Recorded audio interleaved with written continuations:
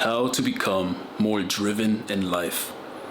Funny enough, I can't teach you this because the experiences that drive me are going to be different than what's going to drive you.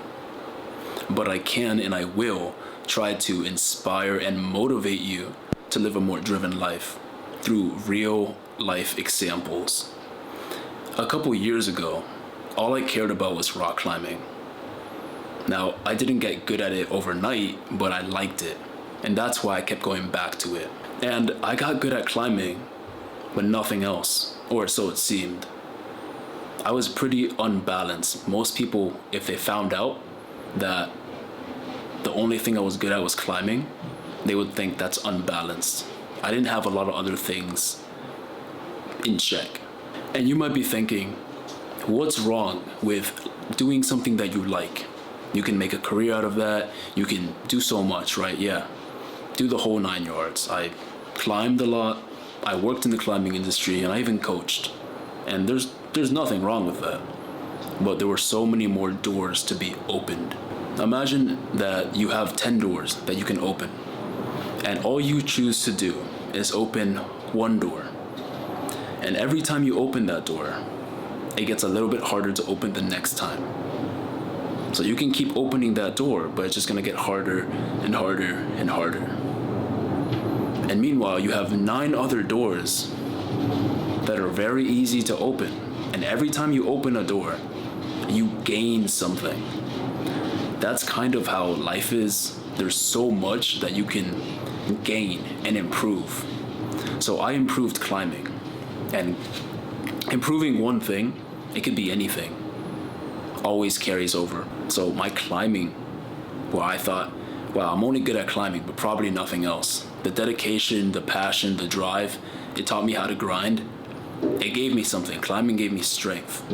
And that strength was enough to become a Marine. It helped me a lot. So when I went through boot camp, having that strength was one less thing to worry about. I didn't have to think about strength because climbing gave me that. Like I said, one thing will always carry over to another thing in life. It could be the silliest thing in the world to you. Like you get really good at walking. I promise you, you can make a connection and find out that walking can help you in another aspect of life. So my climbing allowed me to become a Marine. Now, of course, Marines run a lot, and that I was broken. I couldn't really run. But in terms of strength, it gave me that. And also, getting really good at something allows you to grow mentally. So I was also gaining mental strength because I got good at one thing. And I got good at one thing I didn't really think I could get this good at. So this gave me confidence, and mostly it rewired my mind to think, wow, I got good at this, I can get good at something else. Because you might think, oh, I can't get good at it, but this person probably can, just not me. That's pretty much how life is. You have all these doors that you can open, but yet you only open one door, right? So imagine you try to open all the doors that you can. Strength, fitness, finances, your confidence, your mindset, the way you think about things. And there's so many aspects of life that you could work on. And once you start working on these things, they're gonna increase very, very rapidly. It's like the beginner gains you get, right? If you get into like a new sport like running or soccer, track and field, rock climbing, weightlifting, you progress very quickly in the start. This is exactly how I was able to get more driven, because the life I had before, where I only did one thing, I got good at that one thing, but nothing else. So I didn't have enough experiences to teach me how far my drive could go. Today,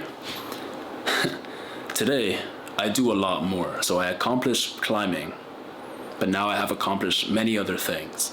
And that helps me become more driven. You might think, well, okay, now you're more balanced, but you're not really good at one thing. But what if you could be?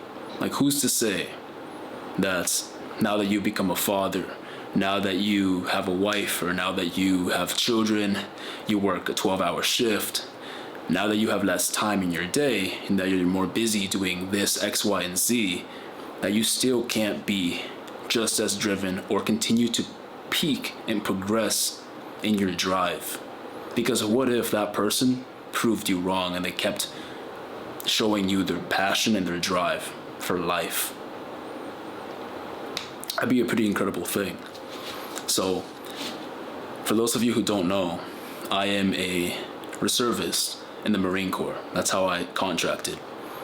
And when I got back to my unit, because of my networking, I was able to get a spot to go active in Okinawa, Japan, and that's where I currently am. And since I'm here, right, I work 12-hour shifts, and some people might not understand, but here's something that might be easier to understand. All of the guys that came from New York to Okinawa, the UDP guys, the reservists that went active, including myself, we all had to shave our heads because it's our first deployment. So, of course, I didn't shave my head because I already shaved my head, but everyone else had to shave their head. And what they had to do was, one by one, shave their heads. And when they got to Okinawa, they had like a buzz cut. And not all the guys, except for one, was maybe balding, but a lot of these people were just like a little upset and missing their hair a lot, and they would like talk about it. Meanwhile, I really couldn't relate, right? So that example is because you learn to adapt and live with other circumstances. So my life before, where I wasn't as busy, I had like 5 hours of work or something like that, like part-time jobs. And I think, wow, my day is so short, like, you know, because I trade, I need time to like recover and chill and then go to work, and I'm just too tired. But now that I live a more accomplished life, I realize that that's because that's what I limited myself to, if that makes sense, right? I talk about hair loss on this channel, I talk about fitness, I talk about a couple things. But as long as you understand that you limit how much you can be driven, right? And what drives you is going to be your own experiences. Something's going to fuel you, and that's for you to decide. For me, I want to become the best version of myself. Is that possible? Probably not. Now, everything's possible, but like, you can never be a 10. You can never achieve that. That's like, everything went right. And we know we're humans and we make mistakes, so aiming for a 9. Most people I don't think they try to aim that high. I want to be the best version of myself, and that's why I'm so driven. Not limiting myself, being the best version of myself. This is my example and how I made a change. Another example, and some people might not understand this, in the place that I'm at, I like to train calisthenics, and so there's only like one pull-up bar that I can use that's not taped up and that's not crooked. And since there's only one pull-up bar, everyone gets off of work around the same time, right? Like, I work like 5 to 5. Yeah, 5 to 5, right? 12 hours. So at 5 o'clock, everyone gets off of work, they go to the gym. That pull-up bar is busy, that pull-up bar is taken. So I have two options. I can just do a workout on a pull-up bar that I'm not as happy on, or I can do something different. I can wake up before my shift and train. Now, Monday, Wednesday, Friday, it's 5 to 5. The other days, which would be Tuesday, Thursday, I'm waking up, I have to be at work at 7. So, Monday, Wednesday, Friday, waking up at 4:30, PT's at 5. The other 2 days, I have work at 7. And so I have to eat before that, and I choose to train before that as well. So I wake up around 2. Leaves me around 4 hours to train, half hour to eat and shower, change over, and then go to work. And I'm even thinking about waking up earlier, and that might seem so like uncommon and people won't understand that. That sounds so stupid, but there's 24 hours in a day, and I can still sleep, going to bed 6:30, 2 days a week, and then the other day is going to bed at 8. So plenty of time, and then I have the weekends free. It's plenty of time to do things, plenty of time to continue being driven and to continue excelling. We're at 10 minutes so far. So if you guys aren't motivated, if you guys aren't amped up by this video, then maybe you just don't want it bad enough. I hope this video was inspiring. I hope this video helped make you more driven and understand that you can do things. You just have to take the cap off and raise your limits to a higher limit. You have a higher standard for your life. And this isn't like, hey, not everyone wants to be like waking up at 1 a.m.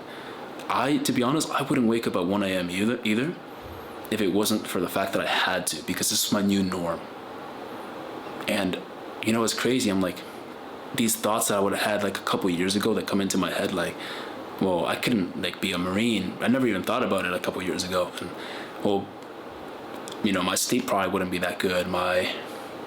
If I knew I'd wake up at 1 to do this, I'd be like, there's no way I could train at 1. There's no way. And funny enough, I have no issue waking up at 1 a.m. I do feel tired, but I'm able to do so much and feel just as tired as I felt before I ever did all that stuff. So like 5 years ago, before I ever ran, before I ever even like trained, right? And I would still get home and be tired. And now, at the end of the day, I'm maybe a little bit more tired. So nothing really changed, but my work capacity changed. Those days that I have to wake up early, it's pretty easy. I usually don't even wake up with an alarm, because I go to bed, I know what time I have to go to bed, and I wake up and I'm just excited. I'm excited to train.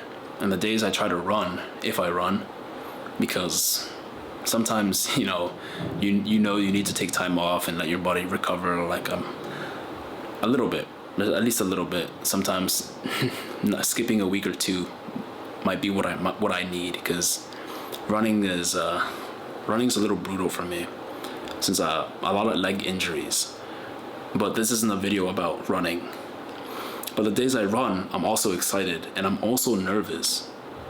Now the days I train, I'm not nervous, but I'm excited. So the reason is because I don't like to run. So why am I excited to run? Like, nervous is understandable. If you don't like to do something, you'll feel nervous about it. But I'm excited because I know when I finish the run, I'm a better runner now. I'm nervous about getting hurt, about the pain that I'm gonna feel. But I'm still excited. I still find the positivity, because I know once I finish it, I'm a better me. And I'm also doing something that I want to stop the moment I start, just because of the shin splints and injuries and all this shit. But that's where my drive comes from. The accomplishment feeling that you get when you live a driven life and you're driven, it's so pure and beautiful, right? I don't know why we have to let go of our dreams and that drive when we're young, and we just have to accept, oh, well, now I have a family, responsibilities, 9 to 5, 12-hour shift, whatever you work. I can't do these things anymore. I can't just keep progressing up. It's time for stability. And finding a balance is fine, but remember, stay driven. Don't let that go. I'll catch you guys in the next video. If you like the video, let me know. Leave a like or dislike, and comment any video ideas you would like. I'll catch you guys next time. Peace.